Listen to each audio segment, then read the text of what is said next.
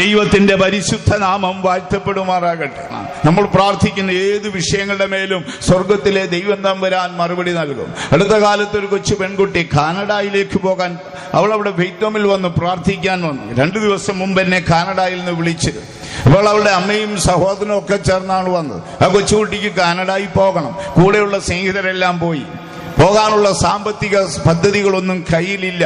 അമ്മ വളരെ ദുഃഖത്തോടെ എന്റെ മുൻപിൽ കരഞ്ഞു. വാസ്തവപ്പച്ച, നിർബന്ധം പിടിച്ചിട്ട് കാര്യമുണ്ടോ? ഇവളോട് എത്ര പറഞ്ഞിട്ടും മനസ്സിലാകുന്നില്ല എവിടെ ചെന്നാണ് ഈ പണം ഉണ്ടാക്കുന്നത്. അവൾക്ക് ഒരേ ഒരു നിർബന്ധം, എനിക്ക് കാനഡയിൽ പോകണം. എന്ത് ചെയ്യാനൊക്കെ നിർബന്ധത്തോടെ വെയ്ത്തോമിൽ അവിടെ സിറ്റിയിലിരുന്ന കൊച്ചു കരയുകയാണ്. ഞാൻ അവളോട് പറഞ്ഞു, ദൈവം കരുണയുള്ളവനാണ്, നിന്നെ കാനഡയ്ക്ക് അയക്കും, ധൈര്യപ്പെട്ടാട്ടെ. അവൾ ആ ചെറിയ മുറിവാക്യത്തിൽ കയറി പിടിച്ചു. വാസ്തവപ്പച്ചൻ എന്നോട് പറഞ്ഞിട്ടുണ്ട് എന്നെ കാനഡയിൽ അയക്കും. പലരോടും ഫോൺ ചെയ്തു പറഞ്ഞു, ഞാൻ കാനഡയിൽ പോകും, എന്നോട് പറഞ്ഞിട്ടുണ്ട് ഞാൻ പോകും. ചില നാളുകൾ കഴിഞ്ഞ് അമ്മയുടെ പഴയ ഒരു സ്നേഹിത ഫോൺ ചെയ്തു. നിന്റെ കുഞ്ഞുങ്ങൾ എങ്ങനെ ഇരിക്കുന്നടി നീ ചോദിച്ചപ്പോൾ പറഞ്ഞു, അമ്മാമ്മേ ഞങ്ങളിങ്ങനെ കഷ്ടത്തിലാണ്, ഇവിടെ ഒരുത്തി നേഴ്സിംഗ് കഴിഞ്ഞ് കാനഡയിൽ പോകണമെന്ന് പറഞ്ഞു വഴക്കാണ്. ഞാൻ ഇവിടെ നിന്ന് പണം ഉണ്ടാക്കും, 10 ലക്ഷം രൂപ വേണം, ഞാൻ എന്ത് ചെയ്യുമെന്ന് ചോദിച്ചു. അപ്പോൾ ആ അമ്മാമ്മ പറഞ്ഞെന്നറിയാമോ, നീ അതിന് വ്യാകുലപ്പെടേണ്ട, 10 ലക്ഷം രൂപ ഞാൻ തരാം. നിങ്ങളൊന്ന് ആലോചിച്ച് നോക്കിക്കേ ദൈവമക്കളെ, അത്ഭുതമല്ലേ? 10 ലക്ഷം രൂപ ഞാൻ തരാം, പിന്നീട് എപ്പോഴെങ്കിലും തന്നാൽ മതി. എണ്ണപ്പെട്ട നാളുകൾക്കുള്ളിൽ തന്നെ ആ കുട്ടി കാനഡയിൽ പോയി. ചുരുങ്ങിയ ഒരാഴ്ചക്കുള്ളിൽ എല്ലാ കാര്യവും ക്രമീകരിച്ച് ഇന്നലെ കാനഡയിൽ തന്നെ വിളിച്ചു. അപ്പോൾ എന്നോട് പറയാണ്, ഞാൻ ക്ലാസ്സിൽ അറ്റൻഡ് ചെയ്തു, എനിക്കൊരു ജോലിക്ക് വേണ്ടി ശ്രമിക്കുകയാണ്. ചില കാര്യങ്ങൾ ദൈവം തമ്പുരാൻ പെട്ടെന്ന് ചെയ്യും. ഇനിയും ചില കാര്യങ്ങൾ ദൈവം തമ്പുരാൻ നാം മുട്ടയിലിരിക്കണം. യാഗം കഴിഞ്ഞു, കർമ്മേലിൽ പോയി, കാലുകളെ മുട്ടുകൾക്കിടയിൽ ഇട്ടിരിക്കുക എന്ന് പറഞ്ഞാൽ ഒന്ന് ശ്രദ്ധിച്ചേ, നടക്കുന്ന കാര്യമാണോ? 2 കാലം മുമ്പോട്ട് നീട്ടി വെച്ചിട്ട് അതിൻ്റെ ഇടയ്ക്ക് തലയിട്ടിരിക്കുക എന്ന് പറഞ്ഞാൽ അദ്ദേഹം ഒരു വണ്ണം കുറഞ്ഞ മനുഷ്യനാ, വലിയ വയറും വലിയ വണ്ണമൊന്നുമില്ല. അങ്ങനെ ഉണ്ടെങ്കിൽ നമുക്ക് ഇരിക്കാനൊക്കത്തില്ല. ചിലരോടൊന്ന് ആരാധനയ്ക്ക് മുട്ടയിലിരിക്കാൻ പറഞ്ഞാൽ ഉരുണ്ടു വീഴും. അതാ, അങ്ങോട്ടും ഇങ്ങോട്ടും ഉരുണ്ടു വീഴും. ഇരിക്കാനുള്ള സാഹചര്യം അവർക്ക് ഒക്കുന്നില്ല. പക്ഷേ ഈ ഏലിയാവ് മുട്ടുകൾക്കിടയിൽ, ഞാനത് എപ്പോഴും ഓർത്തിട്ടുണ്ട്, മുട്ടുകൾക്കിടയിൽ തല വെച്ചിരുന്നെന്ന് പറഞ്ഞാലൊന്ന് നോക്കിക്കേ. എല്ലാം പരാജയപ്പെട്ട അരിഷ്ടപ്പെട്ട ഒരു രൂപത്തിൽ അദ്ദേഹം ഇരിക്കുകയാണ്. ഇടയ്ക്കിടയ്ക്ക് കൊച്ചുപദേശിയോട് പറയും, ഒന്ന് പോയി നോക്കിയിട്ട് വാടാ. അവനും മെനക്കേടായി. 6 പ്രാവശ്യമായി, ഇല്ല ആസെ അവിടെ ഒന്നും കാണുന്നില്ല. ചില കഴിഞ്ഞപ്പോൾ ഒന്നുകൂടെ പറഞ്ഞു, ഒന്നുകൂടെ പോയി നോക്കടാ. നോക്കി 7-ാം പ്രാവശ്യം വന്ന് പറയുന്നു, യജമാനനെ, പ്രവാചക, ആകാശത്തു നിന്നൊരു കൈ എഴുന്നേറ്റ് വരുന്നു. മനുഷ്യന്റെ കൈപ്പത്തി ഓരോരു കൈപ്പത്തി ആകാശത്തു നിന്ന് എഴുന്നേറ്റ് വരുന്നു. വാഗ്ദത്തം ചെയ്ത ദൈവം വിശ്വസ്തനാണ്. നീ എഴുന്നേറ്റ് പ്രഭാതത്തിൽ ഈ മേഘങ്ങൾ കാണുമ്പോൾ നീ ഏറ്റുപറയണം, ആകാശത്തു നിന്നൊരു കരം എഴുന്നേറ്റ് വരും. എന്റെ യാഗത്തിൽ മഞ്ഞും മഴയും പെയ്യും. ഇന്നല്ലെങ്കിൽ നാളെ ഞാൻ വിതച്ച വിത്ത് അതാർപ്പോടെ ഞാൻ കൊയ്യും. വിശ്വസിക്കുന്നവർ കരങ്ങൾ ഉയർത്തി ശക്തിയായിട്ട് ഒരു ഹല്ലേലൂയ പറഞ്ഞാട്ടെ. വാഗ്ദത്തം ചെയ്ത ദൈവം തമ്പുരാൻ വിശ്വസ്തനാണ്. എത്ര വർഷം കഴിഞ്ഞാലും നിവർത്തിച്ചു തരും. നമുക്ക് അടുത്ത ഭാഗത്തേക്ക് പോകാം. അവിടെ നമ്മുടെ കർത്താവായ യേശുവിന്റെ ഒരു സംഭവം കാണാം. മരുഭൂമലയിൽ വെച്ച് യാക്കോബും യോഹന്നാനും പത്രോസും തന്നോടുകൂടെയുണ്ട്. മനോഹരമായ ഒരു രംഗമാണ്. അവരിങ്ങനെ നോക്കുമ്പോൾ സ്വർഗത്തിൽ നിന്ന്, മേഘത്തിൽ നിന്നൊരു ശബ്ദം കേട്ടു. ഇങ്ങനെയാണ് എഴുതിയിരിക്കുന്നത്, മേഘത്തിൽ നിന്ന് ഒരു ശബ്ദം കേട്ടു.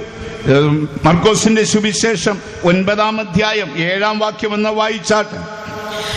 പിന്നെ ഒരു മേഘം വന്ന് അവരുടെ മേൽ നിഴലിട്ടു. ഇവൻ എന്റെ പ്രിയപുത്രൻ, ഇവൻ എന്റെ പ്രിയപുത്രൻ, ഇവന് ചെവി കൊടുപ്പിൻ. ശ്രദ്ധിക്കുക, ഇവൻ എന്റെ പ്രിയപുത്രൻ എന്ന് സ്വർഗത്തിലെ ദൈവം തമ്പുരാൻ ഭൂമിയിലേക്ക് അയച്ച തന്റെ ഏകജാതനായ മശിഹായെ കുറിച്ച് സാക്ഷ്യം പറയും തൊട്ടുമുൻപേ ഒരു മേഘം വന്ന് മൂടിയിരുന്നു. ഒരു മേഘം അവിടെ മൂടി മറച്ചു. മേഘത്തിന്റെ മറവിൽ നിന്നാണ് ദൈവം സംസാരിക്കുന്നത്. സ്വർഗം നമ്മെ കുറിച്ച് നിത്യതയുടെ കവാടത്തിങ്കൽ സാക്ഷ്യം പറയുവാൻ ഈ മേഘം നമുക്കൊരടയാളമായിരിക്കട്ടെ. ഒരുപാട് കാര്യം നമുക്ക് ചിന്തിപ്പാനുണ്ട്, നമുക്ക് സമയം പോരാ. മേഘം നമുക്ക് അടയാളമായിരിക്കുകയാണ്. അപ്പോൾ മേഘമാണ് യേശുവിന്റെ കാൽപാദങ്ങളെ മൂടിയത്. ദൈവവചനത്തിന്റെ ആഴങ്ങളിലേക്ക് നമുക്ക് കടന്നു വരാം. ഇപ്പോൾ നമ്മൾ മനസാക്ഷികത്തിൽ ജീവിച്ച നോഹയും ദൈവവും തമ്മിൽ ഉടമ്പടിയുടെ രംഗം നാം ചിന്തിച്ചു. തൊട്ടു പിന്നാലെ കുഞ്ഞാടിന്റെ നടത്താൽ വീണ്ടെടുക്കപ്പെട്ട ഇസ്രായേലിന്റെ മരുഭൂമി യാത്രയിലുള്ള മേഘത്തിന്റെ സാന്നിധ്യം നാം ഗ്രഹിച്ചു. ഭക്തനായി ഏലിയാവ് പ്രാർത്ഥിക്കുമ്പോൾ പ്രാർത്ഥനയ്ക്ക് മറുപടിയായി നിൽക്കുന്ന മേഘത്തെക്കുറിച്ച് നാം ചിന്തിച്ചു. മരുഭമലയിൽ വെച്ച് യേശുവിനോട് സ്ലീഹന്മാർ സംസാരിക്കുമ്പോൾ മേഘം വന്ന് മൂടി അവരോട് യേശു ആര്, അവരെന്ത് ചെയ്യണമെന്നുള്ള സന്ദേശം കൊടുക്കുന്ന കാര്യം നാം വായിച്ചു. ഇവയെല്ലാം കഴിഞ്ഞു പോകുന്ന ഒരു ഭാഗം. ഇനി നമ്മളുമായുള്ള വ്യക്തിപരമായ ജീവിതത്തിന്റെ ആഴത്തിൽ മേഘങ്ങൾക്കുള്ള ബന്ധം എന്തെന്ന് നമുക്ക് ചിന്തിക്കാം. ദൈവത്തിന് മഹത്വം ഉണ്ടാകട്ടെ. സങ്കീർത്തനം 36 വരുമ്പോൾ ഭക്തനായ ദാവീദ് പാടിയിരിക്കുകയാണ്, നിന്റെ വിശ്വസ്തത മേഘങ്ങളോളം എത്തുകയാണ്. വായിച്ചാട്ടെ 36:5. യഹോവേ, നിന്റെ ദയ ആകാശത്തോളവും നിന്റെ വിശ്വസ്തത മേഘങ്ങളോളം എത്തുന്നു. അപ്പോ ഇന്ന് പൽക്കാലം നമുക്ക് ചിന്തിക്കേണ്ടത് ദൈവം തമ്പുരാന്റെ വിശ്വസ്തതയുടെ അടയാളമാണ് ഈ മേഘം. മേഘമാണ് യേശുവിനെ മൂടിയെങ്കിൽ ആ വിശ്വസ്തത നമ്മെ സംരക്ഷിക്കട്ടെ സഹോദരങ്ങളെ. അപ്പൊ നമ്മളുമായുള്ള ദൈവത്തിന്റെ ഈ മേഘത്തിന്റെ ബന്ധമാണ് നമ്മുടെ ചിന്താ വിഷയം. ഓരോ യുഗത്തിൽ ജീവിച്ച നീതിമാന്മാരെ കുറിച്ചും അവരും ഈ മേഘവും തമ്മിലുള്ള ബന്ധത്തെക്കുറിച്ച് നാം ചിന്തിച്ചു. ഇപ്പോൾ ഭക്തൻ പാടിയിരിക്കുകയാണ്, നിന്റെ വിശ്വസ്തത മേഘങ്ങളോളം എത്തുകയാണ്. ദൈവം തമ്പുരാൻ വിശ്വസ്തനാണ്. ഈ പൽക്കാലം നമുക്ക് ചിന്തിക്കേണ്ടത് നമ്മുടെ ദൈവത്തിന്റെ വിശ്വസ്തതയുടെ ഒരു മനോഹര ചിത്രമാണ്. ദൈവം നമ്മെ എല്ലാവരെയും അനുഗ്രഹിക്കട്ടെ. തിരുവെഴുത്തിന്റെ ആഴങ്ങളിലേക്ക് വരുമ്പോൾ പൗലോസ്ലീഹ കൊരിന്ത്യർക്ക് ലേഖനം എഴുതുമ്പോൾ ഒരു വാക്ക് എഴുതിയിട്ടുണ്ട്, തന്റെ പുത്രനായ യേശു ക്രിസ്തുവിന്റെ കൂട്ടായ്മയിലേക്ക് നിങ്ങളെ വിളിച്ചിരിക്കുന്ന ദൈവം വിശ്വസ്തനാണ്. 1 കൊരിന്ത്യർ 1:9 തന്റെ പുത്രനും നമ്മുടെ കർത്താവായ യേശു ക്രിസ്തുവിന്റെ കൂട്ടായ്മയിലേക്ക് നിങ്ങളെ വിളിച്ചിരിക്കുന്ന ദൈവം തമ്പുരാൻ വിശ്വസ്തനാണ്. അവന്റെ വിശ്വസ്തത മേഘങ്ങളോളം ചെന്നെത്തുകയാണ്. ഇന്ന് നമുക്ക് ചിന്തിക്കേണ്ടത് നമ്മളുമായുള്ള ഈ മേഘങ്ങളുടെ ബന്ധം എന്താണ്? അത് വിശ്വസ്തതയുടെ അടയാളമാണ്. പൗലോസ് പറയുന്ന ഈ കൂട്ടായ്മയിലേക്ക് വിളിച്ച നമ്മുടെ ദൈവം അവൻ വിശ്വസ്തനാണ്. നമ്മുടെ ദൈവം വിശ്വസ്തനാണ്. നമ്മളാരും യാദൃശ്യമായി മാർഗത്തിൽ വന്നവരല്ല. ഞാൻ നിങ്ങളോട് ചോദിക്കട്ടെ, ഈ മാർഗത്തിൽ യാദൃശ്യമായി വന്നുപെട്ടവരാരെങ്കിലും ഉണ്ടോ? തെരുവുനാ കഴിക്കാൻ വന്നപ്പോൾ ആശ്രയമറ്റ് തുറന്നു കിടന്ന വിശ്വാസ വീട്ടിൽ ഓടിക്കേറിയവരുണ്ടെങ്കിൽ കൈപൊക്കിക്കാൻ. ആരും തന്നെ ഇല്ല. ഇടിവെട്ടി മഴ പെയ്യുന്നത് കണ്ട് നിൽക്കാൻ മാർഗമില്ലാഞ്ഞ് ഓടി ആരാധനയ്ക്ക് കയറിയവരാരെങ്കിലും ഉണ്ടെങ്കിൽ ഒന്ന് കൈപൊക്കിക്കാട്ട്. ആരും കൈപോക്കുന്നില്ല. അപ്പോ നാഗടിക്കാൻ വന്നപ്പോൾ ഓടിക്കേറിയവരും പെരുമഴ കണ്ട് അഭയം തേടി വിശ്വാസമാർഗത്തിൽ വന്നവരുമല്ല. ലോകസ്ഥാപനം മുമ്പ് യേശു ക്രിസ്തുവിൽ കൂടെ നീതിയുള്ള പരിശുദ്ധ പിതാവ് മുൻ നിയമിച്ചവരും മുൻ കണ്ടവരുമായ വിശുദ്ധന്മാരാണ് നമ്മൾ. പൗലോസ്ലീഹ പറയുന്നു, പിതാവായ ദൈവത്തിന്റെയും കർത്താവായ യേശുവിന്റെയും ഈ കൂട്ടായ്മയിലേക്ക് നിങ്ങളെ വിളിച്ചിരിക്കുന്ന ദൈവം വിശ്വസ്തനാണ്. ഈ മേഘം ദൈവ വിശ്വസ്തതയുടെ അടയാളമാണ്. വേദപുസ്തകം നമ്മൾ പഠിക്കുമ്പോൾ ദൈവവിശ്വസ്തതയുടെ ഒരു വലിയ ഭണ്ഡാരം ബൈബിളിലുണ്ട്. ഞാൻ എൻ്റെ ആയുഷ്കാലത്തിൽ ഏറ്റവും അധികം പ്രസംഗിച്ചിട്ടുള്ള വിഷയങ്ങളിൽ ഒന്ന് ദൈവത്തിന്റെ വിശ്വസ്തതയെക്കുറിച്ചും അവന്റെ കരുണയുടെ ആഴങ്ങളെക്കുറിച്ചുമാണ്. അപ്പൊ നമുക്ക് ചുരുങ്ങിയ സമയം നമുക്ക് ദൈവവിശ്വസ്തതയുടെ ആഴങ്ങളെക്കുറിച്ചൊന്ന് ചിന്തിക്കാം. മേഘമുള്ളിടത്തോളം കാലം അവൻ വിശ്വസ്തനാണ്. മേഘം മാറിപ്പോകത്തില്ല. മേഘപ്പാളിക കാണുമ്പോഴൊക്കെയും നിന്റെ മനസ്സെന്നെങ്കിലും ഒരു നാൾ അധൈര്യപ്പെട്ടു പോകുന്നെങ്കിൽ നട്ടാപ്പകൽ നീ ആകാശത്തിലേക്ക് നോക്കി മേഘങ്ങൾ കാണുമ്പോൾ ഈ വചനം ഒന്ന് ഏറ്റു പറയുക, അവന്റെ വിശ്വസ്തത മേഘങ്ങളോളം എത്തുന്നു. ഒന്നുകൂടൊന്ന് വായിച്ചാൽ, നിന്റെ വിശ്വസ്തത മേഘങ്ങളോളം എത്തുന്നു. ദൈവം തമ്പുരാന്റെ വിശ്വസ്തത മേഘങ്ങളോളം എത്തുന്നു. അപ്പൊ ഇന്ന് പകൽക്കാലം നമുക്ക് ചിന്തിക്കേണ്ടത് ഈ കൂട്ടായ്മയിലേക്ക് വിളിച്ച നമ്മുടെ ദൈവം തമ്പുരാൻ വിശ്വസ്തനാണ്. അപ്പോസ്തലനായ പൗലോസ് തന്റെ അരുമശിഷ്യനായ തീമോഥെയോസിനോട് എഴുതുമ്പോൾ ദൈവിക സ്വഭാവത്തിന്റെ ഒരു ചിത്രം അവന് വരച്ചു കൊടുക്കുകയാണ്. ആ കൂട്ടത്തിൽ എഴുതിയിരിക്കുന്നു, തീമോഥെയോസേ, നീ അവിശ്വസ്തനെങ്കിലും നിന്റെ ദൈവം തമ്പുരാൻ വിശ്വസ്തനാണ്. അതാണ് നമുക്ക് ഇന്ന് പകൽക്കാലം ഏറ്റു പറയുവാനുള്ളത്. എന്റെ പൊന്നു തമ്പുരാനെ, ഞാൻ ഒരു നാൾ പോലും വിശ്വസ്തനല്ലെങ്കിലും എന്നെ വിളിച്ച ദൈവം വിശ്വസ്തനാണ്. എത്ര ദൈവമക്കൾ അത് വിശ്വസിക്കുന്നു? ഞാൻ അവിശ്വസ്തനെങ്കിലും ഈ കൂട്ടായ്മയിലേക്ക് എന്നെ വിളിച്ച എന്റെ ദൈവം തമ്പുരാൻ വിശ്വസ്തനാണ്. എത്ര ദൈവമക്കൾ അത് വിശ്വസിക്കുന്നു? ഈ കൂട്ടായ്മയിലേക്ക് എന്നെ വിളിച്ച എന്റെ ദൈവം വിശ്വസ്തൻ. ഞാൻ അവിശ്വസ്തനെങ്കിലും എന്റെ ദൈവം വിശ്വസ്തന്.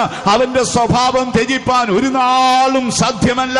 വിശ്വസിക്കുന്നവർ കരങ്ങൾ ഉയർത്തി ശക്തിയായിട്ട് ഒരു ഹല്ലേലൂയ പറഞ്ഞോട്ടെ. അപ്പോൾ ദൈവം തമ്പുരാൻ വിശ്വസ്തനാണ്. ഇനി നമുക്ക് ദൈവവിശ്വസ്തതയുടെ ആഴങ്ങളൊന്ന് ചിന്തിക്കാം. ഏതെല്ലാം വിഷയത്തിലാണ് ഭക്തന്മാരെ ദൈവത്തിന്റെ വിശ്വസ്തത നമ്മിൽ വെളിപ്പെട്ടു വരുന്നത്? യോഹന്നാൻ തന്റെ ലേഖനം എഴുതുമ്പോൾ ഒരു വാക്കെഴുതിയിരിക്കുകയാണ്. 1 യോഹന്നാൻ 1-ാം അധ്യായത്തിൽ വരുമ്പോൾ അതിന്റെ 7-ാം വാക്യത്തിൽ 9-ാം വാക്യത്തിലാണ്. അവിടെ യോഹന്നാൻ പറയുന്നു, നമുക്ക് പാപമില്ലെന്ന് പറഞ്ഞാൽ നാം നമ്മെ തന്നെ വഞ്ചിക്കുന്നു. നമ്മുടെ പാപങ്ങളെ ഏറ്റു പറയുന്നുവെങ്കിലോ സകല അനീതിയും പോക്കി നമ്മെ ശുദ്ധീകരിപ്പാൻ ദൈവം വിശ്വസ്തനും നീതിമാനും. വായിച്ചാൽ നമ്മുടെ പാപങ്ങളെ ഏറ്റു പറയുന്നുവെങ്കിൽ അവൻ നമ്മുടെ പാപങ്ങളെ ക്ഷമിച്ച് സകല അനീതിയും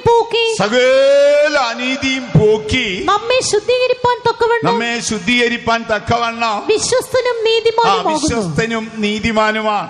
ശ്രദ്ധിക്കൂ, ദൈവവൈതലേ, ഈ കൂട്ടായ്മയിലേക്ക് നിന്നെ വിളിച്ച ദൈവം വിശ്വസ്തനാണ്. നീ വിശ്വസ്തതയുടെ 1-ാമത്തെ സ്റ്റെപ്പ് കയറുകയാണ്. നിന്റെ പ്രാണൻ ശരീരത്തെ വിടുന്ന അന്തിമ നിമിഷം വരെ ഈ കൂട്ടായ്മയിലേക്ക് വിളിച്ച ദൈവം വിശ്വസ്തനാണ്. പശ്ചാത്തപിക്കുന്ന ഏതൊരു പാപിയോടും സ്വർഗം ക്ഷമിക്കും. കാരണം എന്തോ? ദൈവം വിശ്വസ്തനാണ്. എല്ലായ്പ്പോഴും ഓർമ്മയിൽ സൂക്ഷിക്കൂ, നമ്മൾ ഒരിക്കലും കപടഭക്തിക്കാരായി തീരരുത്. ജീവിക്കാൻ ഒക്കുന്നില്ലെങ്കിൽ ദൈവം തമ്പുരാനോട് ജീവിക്കാൻ ഒക്കുന്നില്ലെന്ന് പറയണം. ഇവിടെ ഒരു ആത്മീയ അന്തരീക്ഷം ഉണ്ടാക്കാൻ പാസ്റ്റപ്പച്ചൻ ഒരുപാട് പാടുപെട്ട് ഞാനും ഓർത്തു. ഓർമ്മയിൽ സൂക്ഷിക്കൂ സഹോദരങ്ങളെ, കപടഭക്തിയും സൂത്രമൊന്നും നമുക്ക് പിടിക്കരുത്. നമ്മുടെ ദൈവം തമ്പുരാൻ വിശ്വസ്തനാണ്. ചിലർ പിന്നെ അവസാനിക്ക് ഉണർവൊന്നും പോരാ എന്ന് പറയും, ഇല്ലേ? അങ്ങനെ പറയുന്നവരെ ഞാൻ കണ്ടിട്ടുണ്ട്. അടുത്ത കാലത്ത് ഒരാൾ പ്രസംഗിച്ച് ഉണർവ് കൂടി പ്രസംഗിച്ച് ദൈവത്തിന് അസാധ്യമായത് വല്ലതും ഉണ്ടോ എന്നൊക്കെ ചോദിച്ചാൽ പ്രസംഗിച്ച് അപ്പൊ ഇല്ലെന്നുള്ളത് പറഞ്ഞ് സ്ഥാപിച്ചു. പ്രസംഗം രൂക്ഷമായി, സ്പീഡ് കൂടിപ്പോയി. അപ്പോൾ അബ്രഹാമിന്റെയും സാറായുടെയും ചരിത്രം പറഞ്ഞു. ഉണർവ് കൂടിപ്പോയപ്പോഴത്തേക്ക് എന്ത് ചെയ്തു? വാർദ്ധക്യത്തിൽ തിങ്കിലും അബ്രഹാം പ്രസവിച്ചെന്ന് പറഞ്ഞു. പ്രസവിച്ചത് സാറായല്ലേ. നമ്മുടെ ദൈവമക്കൾ പലരും ഉണർന്നു ഉറങ്ങിയിരിക്കുന്നതുകൊണ്ട് സംഭവം പിടികിട്ടിയില്ല. അതിനും ആമീനും ഗ്ലോറിയും ഒക്കെ പറഞ്ഞു. സാറാ പ്രസവിച്ചത് അബ്രഹാമല്ലേ, മാനുവലേ. പക്ഷെ ഉണർവ് കൂടിയപ്പോൾ അത് പ്രസവിച്ചത് സാറായാണെങ്കിലും ഉണർവ് കൂടിയപ്പോഴത്തേക്ക് അത് അബ്രഹാമാണെന്ന് പറഞ്ഞു. ഇതെല്ലാം പോകട്ടെ. ഇതെല്ലാം കഴിഞ്ഞിട്ട് പിന്നെ അവസാനം ഒരു പ്രാർത്ഥന, കർത്താവേ ഈ ഉണർവൊന്നും പോരാന്ന്. ഇനിയിപ്പോ എന്തോ ഉണർവാ വേണ്ടിയത്? ഈ ഉണർവൊന്നും പോരാ കർത്താവേ, ഇനി ഉണർവ് വേണോ? അപ്പൊ ഞാൻ പറഞ്ഞു, ഉണർവ് കൂടി പ്രസവിച്ചത് സാറായാണെങ്കിലും അബ്രഹാമാന്ന് പറഞ്ഞത് പോരാ, ഇനി ഉണർവ് പോരാന്ന്. അപ്പൊ ഇനിയിപ്പോ ആര് പ്രസവിക്കണം? തേരവ് പ്രസവിക്കണം. അപ്പൊ ദൈവമക്കളെ, കപടഭക്തിയും സൂത്രവും തന്ത്രവും ഒന്നും നമുക്ക് ഉണ്ടാക്കരുത്. നമ്മുടെ ദൈവം തമ്പുരാൻ വിശ്വസ്തനാണ്. ജീവിക്കാൻ ഒക്കുന്നില്ലേ? ദൈവം തമ്പുരാനോട് ഒക്കുന്നില്ലെന്ന് പറയണം. ദൈവ വിശ്വസ്തത നമുക്ക് അടയാളമാണ്. നമ്മൾ അങ്ങനെയല്ലേ വായിച്ചത്? നമുക്ക് പാപമില്ല എന്ന് പറഞ്ഞാൽ നാം നമ്മെ തന്നെ വഞ്ചിക്കുകയാണ്. പാപങ്ങളെ ഏറ്റു പറയുന്നുവെങ്കിലോ സകല അനീതിയും പോക്കി നമ്മെ ശുദ്ധീകരിപ്പാൻ ദൈവം തമ്പുരാൻ വിശ്വസ്തൻ. എത്ര പേര് വചനം വിശ്വസിക്കുന്നു? എന്റെ പൊന്നു തമ്പുരാനെ, ഞാൻ അവിശ്വസ്തനാണെങ്കിലും അങ്ങ് വിശ്വസ്തനാണ്. ഞാൻ പശ്ചാത്തപിക്കുമ്പോഴൊക്കെയും നിന്റെ നീതിയും കരുണയും ഹേതുവായി നീ എന്റെ പാപം ക്ഷമിക്കും. നിന്റെ നീതിയാൽ ദുഷ്ടന്റെ കയർ അറുത്തു കളയും. എന്റെ ദൈവം വിശ്വസ്തൻ. എത്ര ദൈവമക്കൾ വിശ്വസിക്കുന്നു? എന്റെ ദൈവം എല്ലാ കാലത്തും വിശ്വസ്തനാണ്. പ്രാണൻ ശരീരത്തെ വിട്ടു ആത്മാവ് നിത്യതയിലേക്കും ശരീരം മണ്ണിലേക്കും പോകും വരെയും കപടഭക്തി നമ്മിൽ പിടിക്കരുത്. ദൈവത്തിന്റെ വിശ്വസ്തതയിൽ നമുക്ക് വിശ്രമിക്കാം. പാപമില്ലെന്ന് പറഞ്ഞാൽ നാം നമ്മെ തന്നെ വഞ്ചിക്കുന്നു. പാപങ്ങളെ ഏറ്റുപറഞ്ഞാലോ സകല അനീതിയും പോക്കി നമ്മെ ശുദ്ധീകരിപ്പാൻ ദൈവം തമ്പുരാൻ വിശ്വസ്തനാണ്. അപ്പോൾ ദൈവം തമ്പുരാന്റെ വിശ്വസ്തതയുടെ 1-ാമത്തെ സ്റ്റെപ്പിലേക്ക് നാം കയറി. ഓർമ്മയിൽ സൂക്ഷിക്കൂ, അവസാന നിമിഷം വരെയും ദൈവം വിശ്വസ്തനാന്ന് ആത്മാവിൽ എഴുതി ചേർത്ത് പശ്ചാത്തപിക്കുന്ന ഒരു ഹൃദയത്തോടെ നാം ജീവിക്കണം. ദൈവവിശ്വസ്തതയുടെ 2-ാം ഭാഗത്തേക്ക് വരുമ്പോൾ അപ്പോസ്തലനായ പൗലോസ് കൊരിന്ത്യർക്ക് ലേഖനം എഴുതുമ്പോൾ പറയുക, മനുഷ്യർക്ക് വന്നിട്ടുള്ള അല്ലെങ്കിൽ ഈ ലോകത്തിലെ മനുഷ്യർക്ക് വരുന്നതിനപ്പുറം പരീക്ഷകളൊന്നും നിങ്ങൾക്ക് വന്നിട്ടില്ല. അടുത്തത്, പരീക്ഷയോടുകൂടെ നീക്കുപോക്ക് തരുവാൻ ദൈവം വിശ്വസ്തനാണ്. 1 കൊരിന്ത്യർ 10-ാം അധ്യായം 13-ാം വാക്യം വായിച്ചാൽ, മനുഷ്യർക്ക് നടപ്പല്ലാത്ത പരീക്ഷ നിങ്ങൾക്ക് നേരിട്ടിട്ടില്ല. മനുഷ്യർക്ക് നടപ്പല്ലാത്ത പരീക്ഷ നിങ്ങൾക്ക് നേരിട്ടിട്ടില്ല. അപ്പൊ നമുക്കൊക്കെ പരീക്ഷയുണ്ടാകും. എല്ലാ മനുഷ്യർക്കും വരുന്ന പരീക്ഷയൊക്കെയാണ് നമുക്കും വരുന്നത്. അവർക്കല്ലാത്തതിലപ്പുറമായ പരീക്ഷകളൊന്നും നമുക്ക് നേരിടാറില്ല. ഇനി അടുത്തത്, ദൈവം വിശ്വസ്തൻ. ദൈവം വിശ്വസ്തൻ. നിങ്ങൾക്ക് കഴിയുന്നതിനും മീതെ പരീക്ഷ നേരിടുവാൻ സമ്മതിക്കത്തില്ല. ദൈവം വിശ്വസ്തൻ. എന്റെ പരീക്ഷയുടെ നാളുകളിൽ എന്നോടൊപ്പം ഇരുന്ന് തന്റെ കരുണയുടെ കരം താങ്ങി എന്നെ നടത്തുവാൻ എന്റെ ദൈവം വിശ്വസ്തനാണ്. ഇവിടെ പറയുന്നു, നിങ്ങൾക്ക് സഹിക്കാൻ വയ്യാത്ത പരീക്ഷകളൊന്നും വന്നിട്ടില്ല. പരീക്ഷയോടുകൂടെ നീക്കുപോക്ക് തരുവാൻ ദൈവം തമ്പുരാൻ ശക്തനാണ്. പലപ്പോഴും പരീക്ഷകളും വേദനകളും ശാരീരിക കഷ്ടങ്ങളും ഒക്കെ ഉണ്ടാകും. അപ്പോസ്തലനായ പൗലോസ്ലിയായെ കണ്ടിട്ടില്ലേ? താനൊരു നിത്യരോഗിയായിരുന്നു. തന്റെ ഉറുമാൽ, തന്റെ പുതപ്പ് അല്ലെങ്കിൽ തന്റെ ടവല് കൊണ്ടെന്നൊരു രോഗിക്ക് ഇട്ടാൽ തനിക്ക് സൗഖ്യം കിട്ടും. പൗലോസ്ലിഹായുടെ തൂവാല കൊണ്ടുപോയി ഒരു രോഗിയുടെ മേലിട്ടാൽ അദ്ദേഹത്തിന് സൗഖ്യം കിട്ടും. പക്ഷെ ഇദ്ദേഹം ഒരു നിത്യരോഗിയാണ്. സാത്താന്റെ ദൂതൻ നിത്യം കുത്തിക്കൊണ്ടിരുന്നു. എന്നാൽ ആ സാത്താന്റെ ദൂതന്റെ ശൂലത്താൽ താൻ മുറിവേൽക്കാതിരിപ്പാൻ ആ ശൂലത്തിന്റെ തുമ്പുകൾ ദൈവത്തിന്റെ കൃപ കൊണ്ടും ദൈവത്തിന്റെ വിശ്വസ്തത കൊണ്ടും പൊതിഞ്ഞു. അതുകൊണ്ടാണ് പൗലോസ് പിശാചിന്റെ മുമ്പിൽ വീണു പോകാതിരുന്നത്. എന്നെ കുത്താൻ സാത്താന്റെ ദൂതനെ ഏൽപ്പിച്ചെങ്കിലും അവന്റെ കുത്തുകൾ വേദനയായി തീരാതിരിപ്പാൻ അവന്റെ ശൂലത്തിന്റെ മൂർച്ചയുള്ള തുമ്പുകളിൽ ദൈവത്തിന്റെ കൃപയും ദൈവത്തിന്റെ വിശ്വസ്തതയുമാണ് അവനെ കാത്തു സൂക്ഷിച്ചത്. ഞാൻ പലപ്പോഴും ചിന്തിച്ചിട്ടുണ്ട്, കർത്താവേ, സുവിശേഷ വിരോധികളാൽ അടിയേറ്റിരിക്കുന്നു. 195 അടിയാണ് ഏറ്റിരിക്കുന്നത്. കല്ലേറേറ്റു, കപ്പൽ ഛേദത്തിൽ അകപ്പെട്ടു, ഒരു രാത്രി മുഴുവൻ വെള്ളത്തിൽ കഴിച്ചുകൂട്ടി. അനർത്ഥങ്ങളുടെ ഒരു ഘോഷയാത്രയാണ് തന്നെ പിൻഗമിച്ചത്. തന്റെ ശരീരമൊക്കെ കണ്ടാൽ എങ്ങനെ ഇരിക്കും? നന്നാവയോധ്യൻ, ആളിൽ കുറിയൊരു മനുഷ്യനായിരുന്നു. ശരീരം മുഴുവൻ മുറിപ്പാടുകളാണ്. കാലൊക്കെ ആമത്തിൽ ഇട്ടിട്ടേ അതിന്റെ ചങ്ങല വലിഞ്ഞ പാടുകളുണ്ടായിരുന്നു. നമ്മൾ പലപ്പോഴും ശനിയാഴ്ച രാത്രി പോലും ഫുൾഷാപ്പാടൊക്കെ അടിച്ച് ഡള്ളഫിന്റെ മെത്തേ കിടന്ന് കാലെടുത്ത് ഉത്തരത്തെ വെച്ചിട്ടാണ് നമ്മൾ വായിക്കുന്നത്. സന്തോഷിപ്പിൻ സന്തോഷിപ്പിൻ, പിന്നെ സന്തോഷിപ്പിനെ നമ്മൾ വായിക്കാറുണ്ട്. പക്ഷേ ഈ സന്തോഷിപ്പിൻ എന്ന് എഴുതിയത് എവിടെ കിടന്നാന്നറിയാമോ? റോമന്റെ കാരാഗ്രഹത്തിൽ. ഞാൻ ചിലപ്പോഴൊക്കെ രാത്രിയിൽ ഇരുന്ന് ചിന്തിക്കും, ആ കാലിലെ പാടുകളെ ചങ്ങലയിൽ കിടന്നാലേ എത്ര വർഷം താൻ കാരാഗ്രഹത്തിൽ ചങ്ങലയിൽ കിടന്നു. കല്ലേറിച്ച് നെറ്റിയിലും മുഖത്തും മുറിവിലൊക്കെ ഉണ്ട്. മുതുകത്ത് 35-39 അടി വീതം 5 വട്ടം കൊണ്ടിട്ടുണ്ട്. ഒരു രാത്രി മുഴുവൻ വെള്ളത്തിൽ കഴിച്ചു കൂട്ടിയിട്ടുണ്ട്. ദൈവമക്കളെ ഓർത്തുകൊള്ളണമേ, ഇന്നെല്ലാ സമ്പൽ സമൃദ്ധിയും ദൈവം തമ്പുരാൻ നമുക്ക് തന്നിട്ടുണ്ട്. ഇതൊന്നുമില്ലാഞ്ഞ കാലത്ത് ഒരു ഭക്തൻ കപ്പൽ യാത്രക്കിടയിൽ ഒരു ചെറിയ തടിക്കഷ്ണത്തിൽ പിടിച്ച് ഇതാ മധ്യധരണിക്കടലിൽ ആകാശത്തോളം ഉയരുന്ന തിരമാലകൾ, കൊടുങ്കാറ്റ്, ശക്തമായ കടൽക്കാറ്റുകൾ, കടൽപ്പാമ്പ്, കടൽസ്രാവ്, ഇവയുടെ എല്ലാ ഇടയിൽ ഈ ഭക്തൻ ഒരു ചെറിയ തടിക്കഷ്ണത്തെ പിടിച്ച് രാത്രി മുഴുവൻ കഴിച്ചു. നിങ്ങളൊന്ന് മനസ്സുകൊണ്ട് ചിന്തിച്ചു നോക്കൂ. അദ്ദേഹത്തിന്റെ വേദനയും നിങ്ങളുടെ വേദനയും കൂടെ ഒന്ന് കമ്പയർ ചെയ്ത് നോക്കൂ. എന്തെങ്കിലും വേദന ഇന്ന് നമുക്കുണ്ടോ? എങ്കിലും വീണ്ടും പറയുന്നു, സാത്താന്റെ ദൂതൻ നിത്യം എന്നെ കുത്തിക്കൊണ്ടേയിരുന്നു. താൻ പ്രാർത്ഥിക്കുന്ന രോഗിക്ക് സൗഖ്യമുണ്ട്. തന്റെ തൂവാലയെടുത്തൊരു രോഗിയുടെ മേലിട്ടാൽ സൗഖ്യമുണ്ട്. പക്ഷേ താൻ നിത്യമായ രോഗിയാണ്. എന്നാൽ ദുഷ്ടനായ സാത്താന്റെ ശൂലമേറ്റ് തന്റെ പ്രാണൻ തകരാതിരിക്കുവാൻ അതിന്റെ പിന്നിൽ പരീക്ഷയോടുകൂടെ നീക്കുപോക്ക് കൽപ്പിക്കുന്ന ഒരു ദൈവത്തിന്റെ വിശ്വസ്തതയുണ്ട്. വ്യാകുലപ്പെട്ട് കരഞ്ഞപ്പോൾ പറഞ്ഞു, പൗലോസേ, എന്റെ കൃപ നിനക്ക് മതി, എന്റെ ശക്തി നിന്റെ ബലഹീനതയിൽ തികഞ്ഞു വരും. പ്രിയ ദൈവ പൈതലേ, കഴിഞ്ഞ കാല ജീവിതയാത്രയിൽ നീ മരണത്താൽ വരയിൽ പോയപ്പോൾ, പ്രതിയോഗിയായ പിശാച് അലറിയെടുത്തപ്പോൾ നിന്നെ സൂക്ഷിച്ചത് ദൈവം തമ്പുരാന്റെ വിശ്വസ്തതയാണ്. പരീക്ഷയോടുകൂടെ എനിക്ക് നീക്കുപോക്ക് തരുവാൻ എന്റെ ദൈവം വിശ്വസ്തനെന്ന് വിശ്വസിക്കുന്നവർ കരങ്ങൾ ഉയർത്തി ശക്തിയായിട്ട് ഒരു ഹല്ലേലൂയ പറഞ്ഞോട്ടെ. അപ്പോൾ നമ്മുടെ പരീക്ഷയോടുകൂടെ നീക്കുപോക്ക് ദൈവം തമ്പുരാൻ നമുക്ക് തരും. പലപ്പോഴും നമുക്കിത് അറിഞ്ഞുകൂടാ. ആ വിശ്വസ്തത വളരെ വലുതാണ്. ചില നാളുകൾ ഞാൻ രോഗിയായിരുന്നു. രോഗം മൂർച്ഛിതാവസ്ഥയിലെത്തി. അപ്പോൾ ഞാനൊരു ദർശനം കണ്ടു. ഞാൻ എവിടെയോ ഒരു നിർജ്ജനമായ സ്ഥലത്ത് യാത്ര ചെയ്യുകയാണ്. ധാരാളം മുള്ളുകൾ, പാതകളെല്ലാം മുള്ളുകളാണ്. ഞാൻ ആ മുള്ളിനിടയിൽ കൂടെ പോകേണ്ടി വരികയാണ്. എൻ്റെ ശരീരത്തിലെ ഉടുപ്പെല്ലാം മുള്ളുകൊണ്ട് കീറിയിരിക്കും. കാൽപാദങ്ങളൊന്നും എടുത്തു വെക്കാൻ ഒക്കുന്നില്ല. അങ്ങനെ ഞാൻ യാത്ര ചെയ്ത ഒരു വലിയ കെട്ടിടത്തിന്റെ സൈഡിൽ ചെന്നു. അതിന്റെ വാതിലുകളെല്ലാം അടഞ്ഞു കിടക്കുകയാണ്. ഞാൻ ആ ഓരോ വാതിക്കൽ ചെല്ലുമ്പോൾ തുറന്ന വാതിലുകൾ അടഞ്ഞു കിടക്കും. ഞാൻ തിരുവഴുത്തിലെ പല കാര്യങ്ങളും ഏറ്റു പറഞ്ഞു, വാതിൽ തുറക്കുന്നില്ല. അവസാനമായി ഞാനൊരു കവാടത്തിങ്കൽ ചെന്നു. ഞാൻ എൻ്റെ ആത്മാവിൽ ഉണർന്നു പറഞ്ഞു, സാത്താനെ, ഈ കൂട്ടായ്മയിലേക്ക് എന്നെ വിളിച്ച ദൈവം വിശ്വസ്തനാണ്. ഞാൻ ഒരേ ഒരു വാക്കേ പറഞ്ഞുള്ളൂ, ഈ കൂട്ടായ്മയിലേക്ക് എന്നെ വിളിച്ച ദൈവം വിശ്വസ്തനാണ്. ഞാൻ 2-3 പ്രാവശ്യം പറഞ്ഞപ്പോൾ ആ വാതിൽ തന്നെ തുറന്നു കിട്ടി. എനിക്ക് മനസ്സിലായി, കർത്താവ് കരുണയുള്ള ദൈവമാണ്. പ്രിയ ദൈവവൈതലേ, നിന്റെ പരീക്ഷയുടെ നാളുകളിൽ കഴിഞ്ഞ കാലത്ത് നീ ഇടറിപ്പോകാതിരുന്നത് ദൈവം തമ്പുരാന്റെ വിശ്വസ്തതയും അവന്റെ കൃപയുമാണ്. വാഗ്ദത്തം ചെയ്തവൻ വിശ്വസ്തനല്ലേ?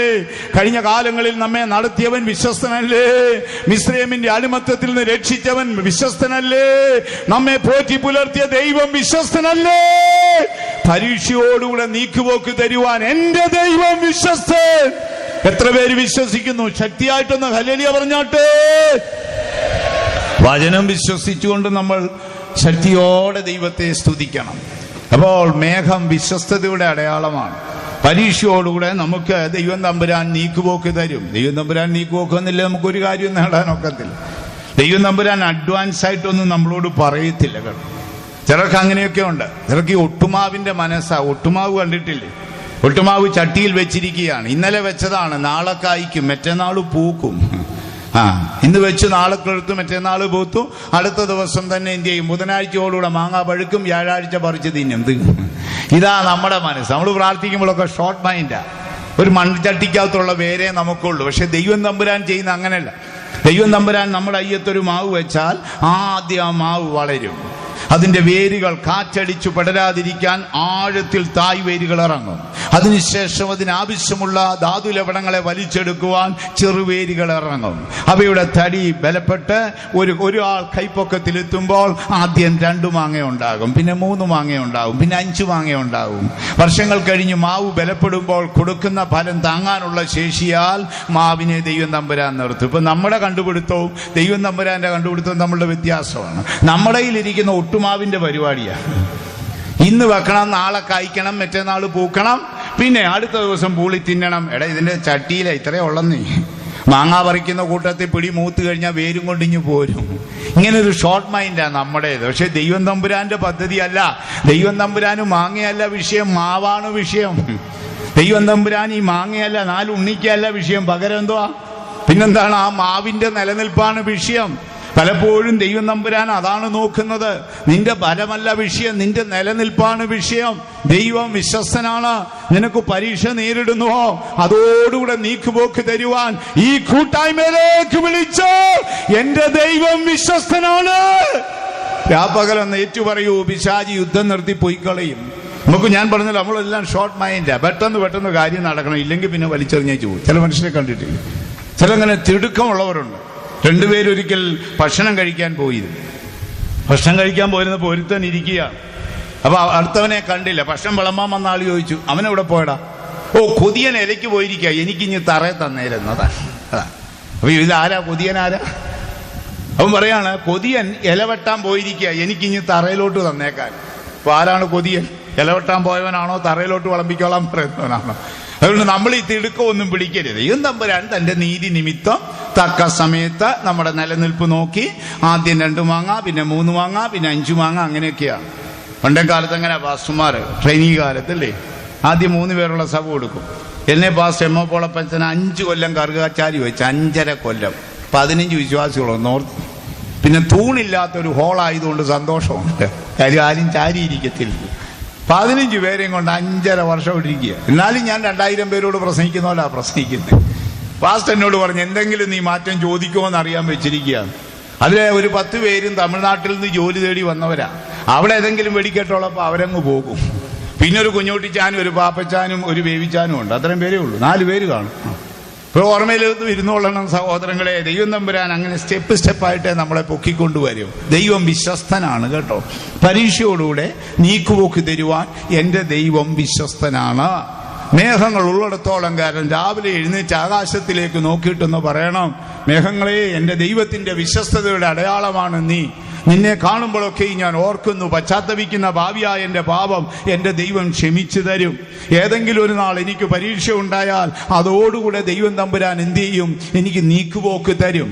ആ പരീക്ഷ ഇങ്ങനെ പൊതിഞ്ഞാ നമ്മുടെ കയ്യിൽ തരുന്നത്. ഞാൻ പറഞ്ഞല്ലോ, പൗലോസ്ലീഹായുടെ ടവൽ കൊണ്ടിട്ടാൽ സൗഖ്യം കിട്ടും, പക്ഷെ ഇങ്ങേർക്ക് സുഖമില്ല. അതാ അത്ഭുതം. ഇങ്ങേർക്ക് യാതൊരു സുഖമില്ല.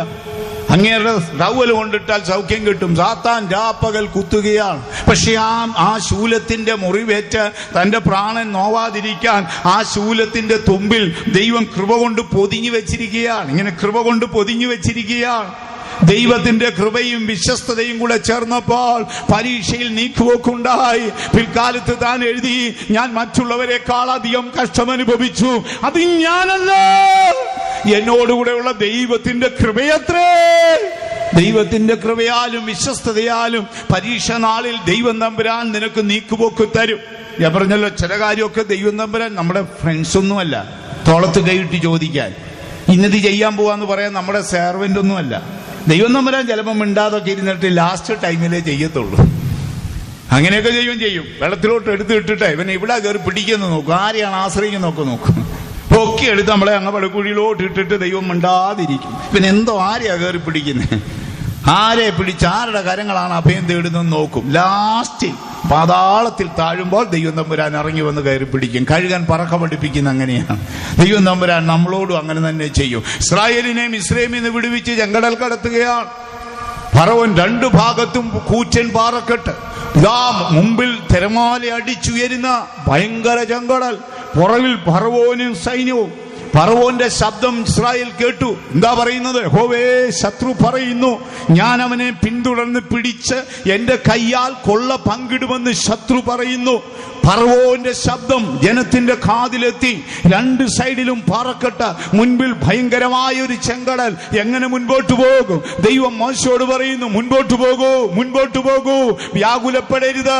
വീണ്ടെടുക്കപ്പെട്ട ദൈവജനമേ, ഒറ്റ രാത്രി കൊണ്ടും മറുകര കടക്കുവാൻ തക്കവണ്ണം ഒരു വലിയ നാഷണൽ ഹൈവേ ദൈവം തമ്പുരാൻ ഈ സമുദ്രത്തിന്റെ അടിയിൽ ഒരുക്കി വെച്ചിട്ടുണ്ട്. നീ വിശ്വസിച്ചാൽ ദൈവത്തിന്റെ മഹത്വം കാണും. പരീക്ഷയോടുകൂടെ നീക്കുപോക്ക് തരുവാൻ എന്റെ ദൈവം വിശ്വസ്തൻ. വിശ്വസിക്കുന്നവർ കരങ്ങൾ ഉയർത്തി ശക്തിയായിട്ട് ഒരു ഹല്ലേലൂയ പറഞ്ഞാട്ടെ. ദൈവം തമ്പുരാന്റെ വിശ്വസ്തതയാണ് പരീക്ഷയുടെ നാളിൽ നമുക്ക് നീക്കുപോക്ക് തരുന്നത്. ഇല്ലെങ്കിൽ ആ നീക്കുപോക്കൊക്കെ ഇല്ലേ നമ്മൾ എന്നേ പൊളിച്ചടുക്കി തീർന്നു പോയേ. പരീക്ഷ തരുമെന്നേ ആ കൂട്ടത്തിൽ ദൈവം തമ്പുരാൻ പൊതിഞ്ഞ് നമ്മുടെ കയ്യിൽ തരുന്ന കൂട്ടത്തിൽ അങ്ങനെയാണ്, കൃപ കൊണ്ട് പൊതിയും. ഞാനൊരിക്കലും ചേത്തക്കലിരിക്കുമ്പോൾ റാന്നിയിൽ സെൻട്രൽ ചേത്തക്കൽ എന്ന് പറയുന്നൊരു വെയ്ത്തോമുണ്ട്. ആ വെയ്ത്തോമ വാതുക്കൽ ഇരിക്കുകയാണ്. പുറത്തിരുന്ന് ഞാനൊരു വൈകിയ വേളയിൽ ബൈബിൾ വായിച്ചുകൊണ്ടിരിക്കുക. അപ്പോൾ ആ വെയ്ത്തോമ വാതുക്കൽ ഒരു നല്ല ഉള്ളിച്ചാമ്പ നിപ്പുണ്ട്. ധാരാളം ചുമന്ന ചാമ്പങ്ങ ഇങ്ങനെ ഉണ്ടായി കിടക്കുകയാണ്. അപ്പൊ കുഞ്ഞുങ്ങൾ സ്കൂൾ വിട്ട് വരികയാണ്. അതിലൊരു വിദ്വാൻ ചോദിച്ചു, ചാമ്പയ്ക്ക പറിച്ചോട്ടെ? ഞാൻ പറഞ്ഞു, പറിച്ചോളാൻ പറഞ്ഞു. അവൻ ചാടി ചാമ്പ മരത്തെ കയറി. കുറെ കുഞ്ഞുങ്ങൾ ചുറ്റും നിൽക്കുകയാണ്. അവൻ കുരങ്ങനെ ഉയർത്തുന്ന പോലെ പിടിച്ച് മരം പിടിച്ച് 4 കുലുക്കി ഇതെല്ലാം കൂടെ വീഴാൻ തുടങ്ങി. കൊച്ചു കുഞ്ഞുങ്ങളല്ലേ, ഇട്ടേച്ച് പോകാനും വയ്യ. നല്ല ചുമപ്പ്, കണ്ണ് ഇങ്ങനെ മങ്ങുന്ന ചുമപ്പാണ്.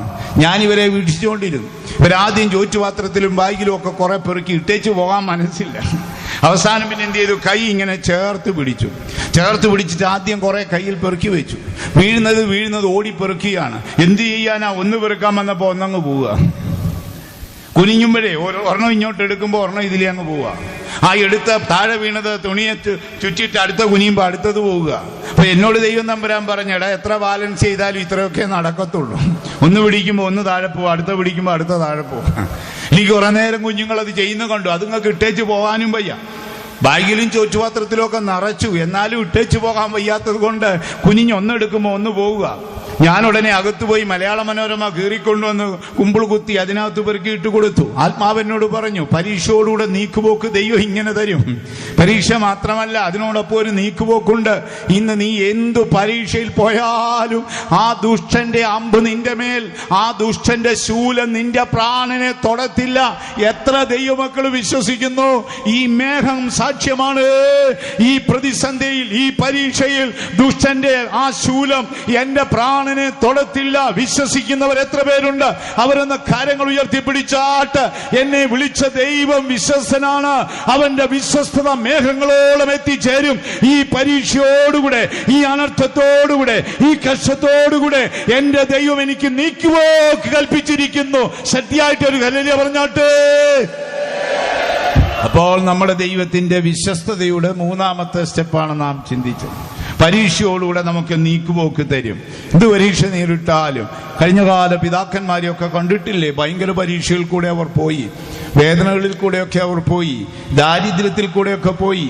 ചില വിശുദ്ധന്മാരെയൊക്കെ കഷ്ടത കേട്ടാൽ നമ്മുടെ ഉള്ള ഉരുകിപ്പോകും. നമുക്കിപ്പോൾ ഒരു 10 അടി ദൂരം നടക്കാനുള്ള ശേഷി നമുക്കില്ല. നടന്നാൽ നമ്മൾ വീഴും. അതിനുള്ള ഒരു ആരോഗ്യമേ നമുക്ക് ഇന്നുള്ളൂ. സാഹചര്യം നമ്മളെ അങ്ങനെയാക്കി. നമുക്കിടയിൽ ഒരു പാസ്റ്റർ ഉണ്ടായിരുന്നു, MJ മാത്യു അപ്പച്ചൻ. നിങ്ങൾക്ക് പരിചയമുണ്ടോ എന്ന് അറിഞ്ഞുകൂടാ. അപ്പച്ചന് പരിചയമുണ്ടല്ലേ? MJ മാത്യു അപ്പച്ചൻ താനൊരിക്കലൊരു സംഭവം എന്നോട് പറഞ്ഞു. അദ്ദേഹം ഒരു നാൾ മദ്രാസ് റെയിൽവേ സ്റ്റേഷനിൽ നിന്ന് കോട്ടയം റെയിൽവേ സ്റ്റേഷൻ വരെ റെയിൽവേ ട്രാക്കിൽ കൂടെ നടന്ന കാര്യം കേൾക്കുമ്പോൾ നമുക്ക് അമ്പരപ്പ് തോന്നും. ഗിന്നസ് ബുക്കിൽ എഴുതേണ്ടതാ അല്ലേ? ഒരു വിശേഷവേലക്കാരുടെ മീറ്റിങ്ങിന് ഞാൻ പോയിരുന്നപ്പോൾ അദ്ദേഹം പറയുകയാണ്, ഒരു തടിപ്പെട്ടിയും എടുത്തുകൊണ്ട് മദ്രാസ് റെയിൽവേ സ്റ്റേഷനിൽ നിന്ന് ട്രാക്ക് തെറ്റാതെ ദിനങ്ങൾ നടന്ന് റെയിൽവേ സ്റ്റേഷനുകളിൽ കിടന്ന് യാത്ര ചെയ്തു വന്നു. യാത്രമധ്യേ ഉപദേശിയെ കണ്ട് റെയിൽവേ പണിക്കാരൊരു ചോറും പൊതി കൊടുത്തു. വരുന്ന വഴിയിൽ ഒരു പച്ചപ്പഴവും ഒരു കുപ്പി വെള്ളവും കിട്ടി. ഇത് ഭക്ഷിച്ചുകൊണ്ട് ഇത്രയും ദൂരം നടന്നെന്നാ. നമ്മളൊന്ന് ഓർത്തു നോക്കിക്കേ. ആ പരീക്ഷയുടെ നാളിൽ അവരെ താങ്ങിയത് ദൈവത്തിന്റെ കൃപയാണ്. പട്ടിണി, കഷ്ടത, നഗ്നത, ആപത്ത്, വാള്, മാനം, അപമാനം, സൽകീർത്തി, ദുഷ്കീർത്തി, അങ്ങനെ അനർത്ഥങ്ങളുടെ ഘോഷയാത്ര പ്രാണനെ പിൻഗമിച്ചപ്പോഴും അവർ വ്യാകുലപ്പെടാതിരുന്നതിന്റെ പിന്നിൽ ദൈവം തമ്പുരാന്റെ കൃപയും വിശ്വസ്തതയുമാണ്. നന്നായി അറിയുക, നമ്മെ വിളിച്ച ദൈവം വിശ്വസ്തനാണ്. മേഘങ്ങൾ അതിനടയാളമാണ്. ഇനി നമുക്ക് അടുത്ത ഭാഗത്തേക്ക് പോകാം. ദൈവവിശ്വസ്തതയുടെ മറ്റൊരു ഭാഗം നമുക്ക് കാണാം. 119 സങ്കീർത്തനത്തിൽ ഭക്തൻ പാടിയിരിക്കുകയാണ്, ദൈവം തമ്പുരാനെ നിന്റെ വിശ്വസ്തത കൊണ്ടാണ് നീ എന്നെ താഴ്ത്തിയത്. അത് നമുക്ക് വായിക്കുമ്പോൾ ഗ്രഹിക്കാൻ ഒരു അല്പ ബുദ്ധിമുട്ട് തോന്നും. 119:75 യഹോവേ നിന്റെ വിധികൾ നീതിയുള്ളവയെന്നും യഹോവേ നിന്റെ വിധികൾ നീതിയുള്ളവയെന്നും വിശ്വസ്തയോടെ നീ എന്നെ താഴ്ത്തിയിരിക്കുന്നു. വിശ്വസ്തയോടെ നീ എന്നെ താഴ്ത്തി. ദൈവം തമ്പുരാന്റെ വിശ്വസ്തതയുടെ അടയാളമാണ് നമ്മുടെ കഴിഞ്ഞകാല ജീവിതത്തിന്റെ താഴ്ച. പിശാചിന്റെ പോരാട്ടമെന്നൊക്കെ നമ്മൾ പറയും. ഒരു ഭാഗത്തതുണ്ട്. എങ്കിൽ പോലും ദൈവ പൈതലേ, നമ്മുടെ താഴ്ചയുടെ ഒക്കെ പിന്നിൽ ദൈവത്തിന്റെ വിശ്വസ്തതയുണ്ട്.